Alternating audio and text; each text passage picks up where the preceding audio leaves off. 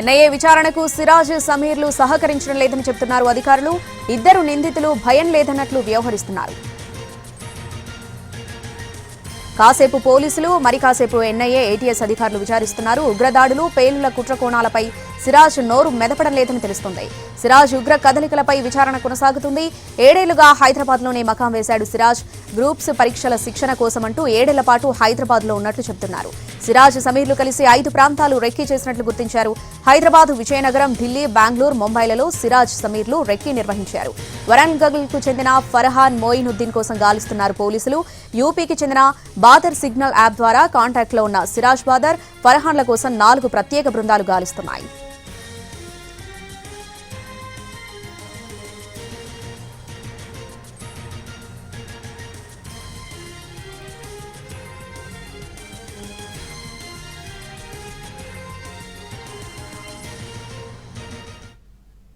NIA విచారణకు సిరాజ్ సమీర్లు సహకరించడం లేదని చెబుతున్నారు అధికారులు. పూర్తి అప్డేట్స్ మా ప్రతినిధి వెంకట్ జగన్నాథ్ లైవ్ లో అందిస్తారు. వెంకట్, రావణి ఈరోజు చూసుకున్నట్లయితే ఏదైతే ఉగ్ర దాడులకు కుట్రలకు పాల్పడ్డారన్న నిందితులని ఇద్దరిని సిరాజ్ సమీర్లని ఇప్పటికే పోలీసులు కస్టడీకి తీసుకోవడం జరిగింది.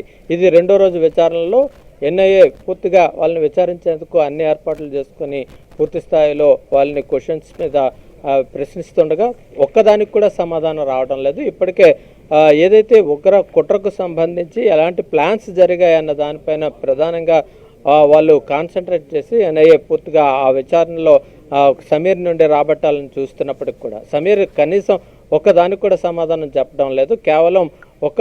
కేవలం ఒక 4 రోజులు ఆగి ఉంటే నేనంటే ఏంటి అనేది చూపించేవాడిని ఆయన ఒక్క సమాధానం తప్పిస్తే మిగతా దేనికి కూడా ఆయన స్పందించడం లేదనేది మనకు అందుతున్న సమాచారం. అయితే ప్రధానంగా సిరాజ్ ఏదైతే ఈ సౌదీకి సంబంధించి హ్యాండ్లర్స్కి పూర్తిగా కాంటాక్ట్స్లో ఉన్నాడు అనేది ఒక ప్రాథమిక ఆధారంతో వీళ్ళు ఏ కోణాలు ఎక్కడెవరితో సంబంధాలు ఉన్నాయో దానిపైనే ప్రధానంగా ఎన్ఐఏ కాన్సన్ట్రేషన్ చేసింది. అలాగే అక్కడి నుంచి రాబట్టినట్టయితే ఏంటి ప్లాను, అసలు ఎట్లాంటి పేలుళ్లకు ఈ సిరాజు అలాగే సమీర్లు ఇద్దరు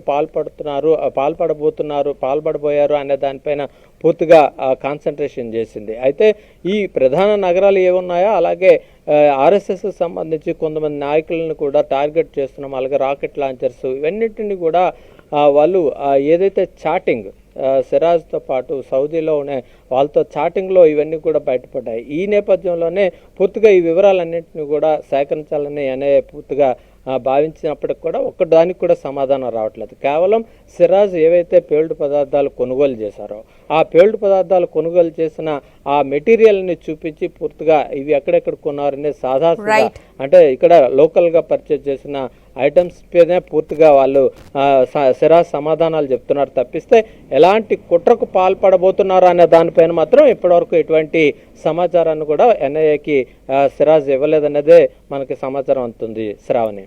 రైట్ వెంకట్, థ్యాంక్ యూ.